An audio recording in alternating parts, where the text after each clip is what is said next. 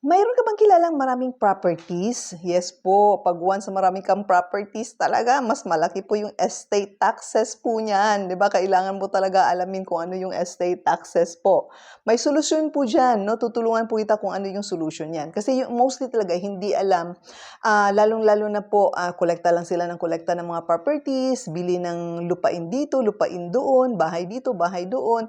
Kasi nga pinaparentahan, nininegosyo, pero the moment po na may mangyari po sa may-ari ng mga properties po na yan, malaki po yung estate taxes po na maiiwanan sa pamilya.